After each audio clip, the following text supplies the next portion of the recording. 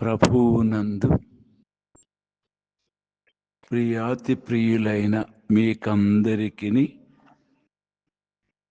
రక్షకుడు ప్రభువునైన యేసుక్రీస్తు వారి నామములో ఈ ప్రాతకాలపు అనేక శుభ వందనములు దీనముగా తెలియచేసుకుంటూ ఉన్నాను.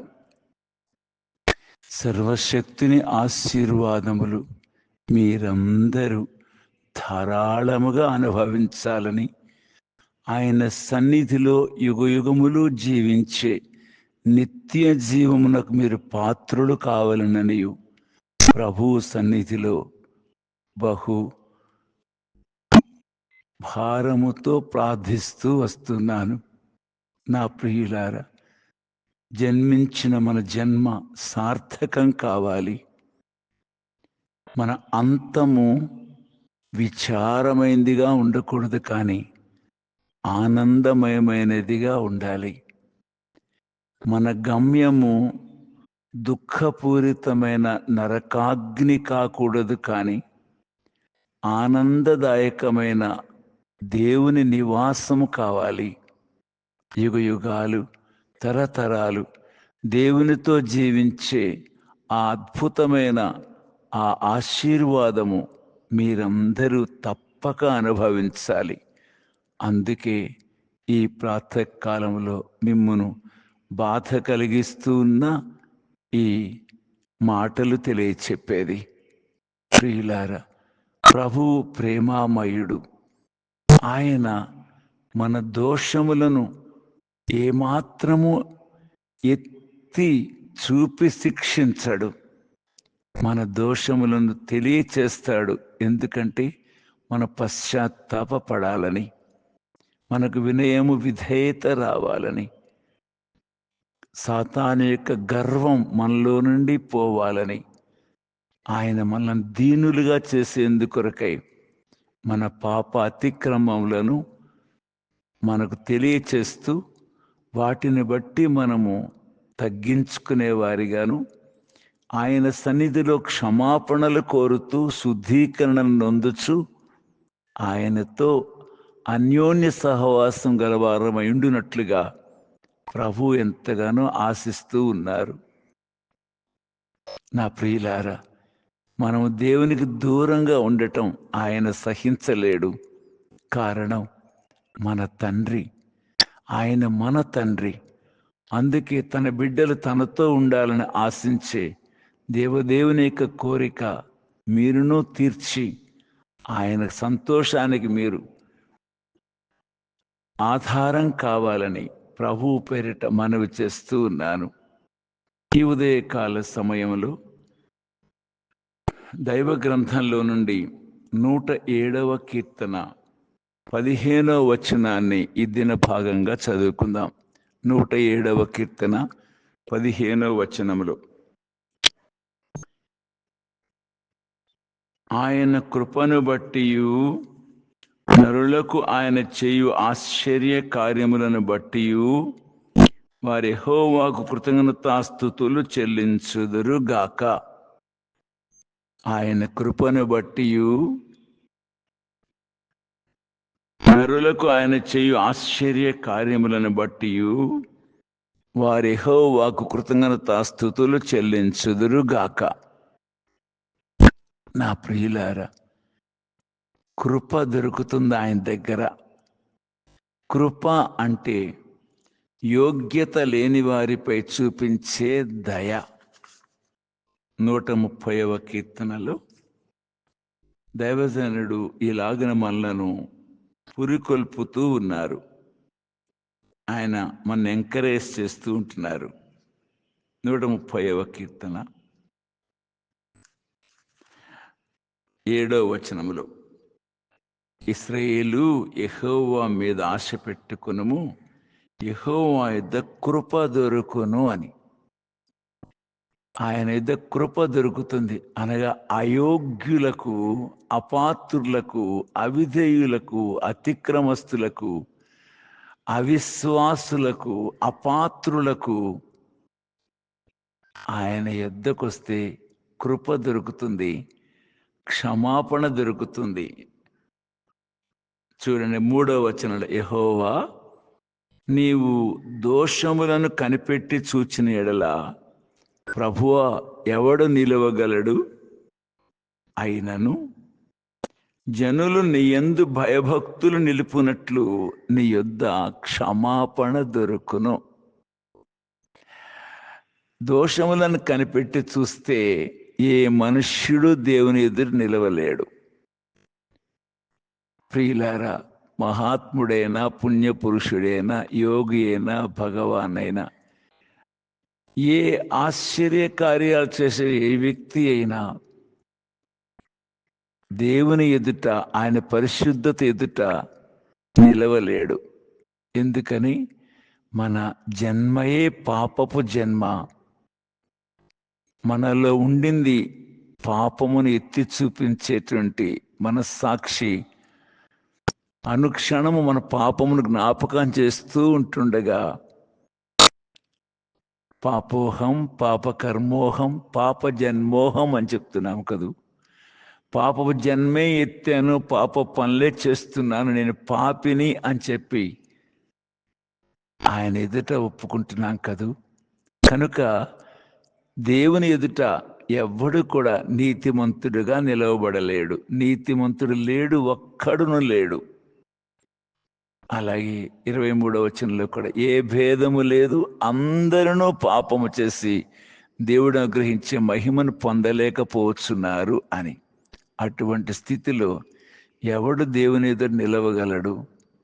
అయినను జనులు నీ యందు భయభక్తులు నిలుపునట్లు నీ యొద్ద క్షమాపణ దొరుకును. ప్రియులారా, క్షమించాలంటే ఆయన నష్టపోవాలి కదూ. ఉదాహరణకు 1,00,000 రూపాయలు నేను అప్పు తీసుకున్నాను అనుకోండి. నేను తీర్చలేకపోతున్నాను.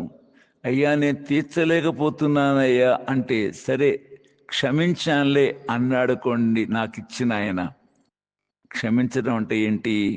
ఆయన ఆ 1,00,000 రూపాయలు పోగొట్టుకోవటమేగా. అలాగే మనల్ని క్షమించే దేవుడు మన శిక్ష అంతా కూడా తాను అనుభవించాడు. మన పాపములకు మనం పొందవలసిన శిక్ష ఆయన అనుభవించాడు. కనుక క్షమించే అధికారం ఆయనకు మాత్రమే ఉంది. మరి ఎవ్వరు పాపములను క్షమించలేరు. నీతిగా ఉండు, భక్తిగా ఉండు, పరిశుద్ధంగా ఉండని ఉవాచలు, ఉపదేశాలు ఎన్నెన్నో చేయొచ్చు. కానీ మనం చేసిన అతిక్రమాల కొరకు, దోషాల కొరకు శిక్ష అనుభవించినవాడు ఒక్క యేసుక్రీస్తు వారు మాత్రమే అనే సంగతి మీరు మర్చిపోరు కదూ. కాబట్టి ఆయనకు క్షమించే అధికారం ఉంది. 2వ అధ్యాయం మార్కు 10వ వచనంలో, పాపములను క్షమించుటకు మనుష్య కుమారునికి అధికారము కలదు అని మీరు తెలుసుకొనవలెను అన్నారు. కనుక ఆయన యొద్ద క్షమాపణ దొరుకుతుంది. కాబట్టి ఆయన కృపచేత క్షమించి మనల్ని నీతిమంతులుగా తీర్చి దేవునితో మనల్ని సమాధానపరిచే ప్రభువైన యేసుక్రీస్తు వారి యొక్క దయాళుత్వాన్ని, మంచితనాన్ని మనం పొగడి కీర్తించాల్సి ఉన్నాం. అవును, ఆయన ద్వారానే మనము దేవుడు ఏకమవుతున్నాం. సమాధాన సంతోషములు కలిగి ఉండగలుగుతున్నాం. మనల్ని నీతిమంతులుగా తీర్చి దేవుని సన్నిధిలో నిలవబెట్టి మనలను అంగీకరింపచేసి నా కుమారుడా, నా కుమార్తె అని దేవుడు మనల్ని పిలుచున్నట్లుగా అంత సన్నిహిత బాంధవ్యాన్ని తిరిగి పునఃస్థాపితం చేసేవాడే యేసుక్రీస్తు వారు. ఇట్టి ప్రేమామయుని యొక్క ఆ కృపా కార్యములను తలంచి ఆయనకు కృతజ్ఞతాస్తుతులు చెల్లింప బద్ధులమైంటున్నాం. కేవలం పాపములు క్షమించటం మాత్రమే కాదు, మన జీవితములలో ఆశ్చర్యమైన, అద్భుతమైన కార్యాలు చేసేటువంటి శక్తిగల ప్రభువు ఆయన. 25వ కీర్తన 8వ వచనంలో, 25:8 వచనంలో, యెహోవా ఉత్తముడును యథార్థవంతుడునై ఉన్నాడు, కావున తన మార్గమును గూర్చి ఆయన పాపులకు ఉపదేశించును. కనుక క్షమించడం మాత్రమే కాదు, ఆయన మార్గములను గురించి మనకు బోధించేవానిగా ఉన్నాడు. అంత మాత్రమే కాదు, మన జీవితంలో ఆశ్చర్యమైన అద్భుతమైన కార్యాలు మనం అడిగిన దానికంటే, ఊహించిన దానికంటే శక్తిగల కార్యాలు చేసేటువంటి వాడు, ఆశ్చర్య కార్యాలు చేసేవాడు దేవుడు. ఎఫెసీ 3వ అధ్యాయం 20వ వచనంలో మనం అడిగిన దానికంటేనూ ఊహించిన దానికంటేనూ అత్యధికంగా శక్తి గల దేవుడిని చూస్తున్నాం. మనము ఆయన కృపకు పాత్రలమొకటే కాక, ఆయన మార్గములను గురించి బోధనొందుటే కాక, మన జీవితములలో మనం అడుగుట, తండ్రి ఎదుట కుమారులు అడిగినట్లుగా మనము ఆయన సన్నిధిలో మన అవసరతల కొరకు అడిగినప్పుడు, మన భారమును ఆయనతో పంచుకున్నప్పుడు, మన సమస్యలు ఆయనకు తెలియచేసినప్పుడు, మనము అడిగిన దానికంటే, ఊహించిన దానికంటే అత్యధికమైన కార్యాలు చేసే శక్తి గలవాడు యేసుక్రీస్తు వారు. ఎందుకని? ఆయన సజీవుడు, మరణాన్ని గెలిచి తిరిగి లేచినవాడు. పాపమును, లోకమును, సాతానును, పాతాళమును గెలిచి లేచినవాడు యేసు ప్రభువారు. ఆయన నీతో ఉండగా అద్భుతాలు, ఆశ్చర్యకార్యాలు ఆయన కనపరిచేవానిగా ఉన్నాడు. కనుక ఆయన చేసే ఆశ్చర్య కార్యాలను చూచి ఆశ్చర్యవంతుడు తప్ప, ఆశ్చర్యపోటు తప్ప మనం ఏమి ఇవ్వలేము కూడా. ఆయనకు ఏమిచ్చి రుణం తీర్చుకుంటాం? మన జీవితాల్లో అద్భుతాలు చేసేటువంటి వాడు, ఊహించనలవిగాని కార్యాలు, ఎక్కడ ఏ ప్రజలెదుట చేయబడని కార్యాలు మన జీవితాల్లో చేసే అద్భుతకరుడు, ఆశ్చర్యకరుడు యేసుక్రీస్తు వారు. అవును ప్రియులారా, మీ ఎదుట ఉన్న నా జీవితంలో కూడా ఎన్ని అద్భుత ఆశ్చర్య కార్యాలు చేశారో నిజంగా వివరించలేను. ఆయన సజీవుడు, సర్వశక్తిమంతుడు, మనల్ని ప్రేమించేవాడు, మనల్ని విడువనివాడు, ఎడబాయని దేవుడు, మనల్ని కనికరించేవాడు, మనల్ని బలపరిచేవాడు, ధైర్యపరిచేవాడు. అటువంటి ప్రేమామయుడైన, శక్తిమంతుడైన, మనతో ఎల్లప్పుడూ ఉండేవాడైన యేసుక్రీస్తు వారిని మీరును కలిగి ఉండి ఈ ఆనంద సంతోషాలతో ఆయనను ఆరాధించాలని ప్రభు పేరిట మనవి చేస్తూ ఉన్నాను. 33వ కీర్తన 5వ వచనంలో కూడా, 33వ కీర్తన 5వ వచనంలో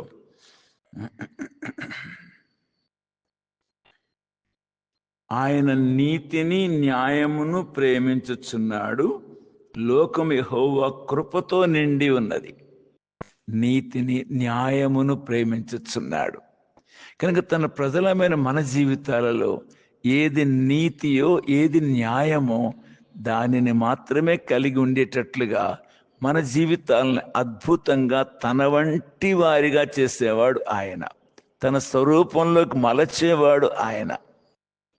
కనుక ఈ ఉదయకాల సమయంలో ప్రభు నీ పాపములన్నీ క్షమించి, తన మార్గములన్నీ నీకు బోధించి, నీ ప్రార్థనలు ఆలకించి, ఆశ్చర్యమైన అద్భుత కార్యాలు చేస్తూ, ప్రియులారా, నీతి న్యాయమును అనుసరించే ప్రజలుగా నీ జీవితాన్ని అద్భుతంగా ఆయన వంటి మనస్సు కలిగి జీవించేవారిగా సిద్ధపరిచేవాడు దేవుడు. అంతేకాదు, 73వ కీర్తన లేక 49వ కీర్తన 15వ వచనంలో చూచినట్లయితే, తరువాత మహిమలో నన్ను చేర్చుకొందువు అంటాడు దైవజనుడు. దేవుడు నన్ను చేర్చుకొనును, పాతాళ బలము నుండి ఆయన నా ప్రాణమును విమోచించును. తరువాత ఈ లోకాన్ని విడిచిన తర్వాత మనల్ని ఆయన యొద్దకు చేర్చుకుంటాడు. యుగ యుగాలు ఆయనతో ఆనందించే భాగ్యాన్ని ఇస్తాడు. ఇంత మంచి దేవుని ఆయన కార్యములను కొనియాడకుండా, పొగడి కీర్తించకుండా, కృతజ్ఞతాస్తుతులు చెల్లించకుండా ఇట్లా మనం తొలగిపోగలం. అందుకే ఆరాధన దినమందు ఆయన మన ఏళ్ళ చేసే ఆశ్చర్య కార్యాలు జ్ఞాపకం చేసుకుంటూ ఆరాధింతుముగాక. ప్రార్థిస్తాను. ప్రియమైన తండ్రి, ఈ ఉదయకాల సమయంలో నాలాంటి దౌర్భాగ్యుడు కూడా ఈ కృపకు పాత్రుడనయ్యే భాగ్యాన్ని అనుగ్రహించారు. స్తోత్రాలు. నా ప్రియులైన వీరందరినీ కూడా దయచేసి వారి వారి పాప అపరాధములని జ్ఞప్తికి తెచ్చి వారిని విధేయులుగా చేసి నీ యొద్ద దొరికే క్షమాపణను వారికిచ్చి నీతిమంతులుగా తీర్చి నీ కుమారులుగా నీ కుమార్తెలుగా వారిని ఆనందింపచేసి వారి జీవితములలో ఆశ్చర్యకరునిగా మిమ్మల్ని మీరు నిరూపించుకునవలసినదిగా యేసుక్రీస్తు వారి పేరిట బ్రతిమలాడుతూ వేడుకుంటూ ఉన్నాను తండ్రి. ఆమెన్. ప్రభు అయిన యేసుక్రీస్తు వారి ద్వారా దొరికే ఈ అధికమైన కృపను అనుభవిస్తూ ఆనందింతురుగాక. ఆమెన్. ఆమెన్.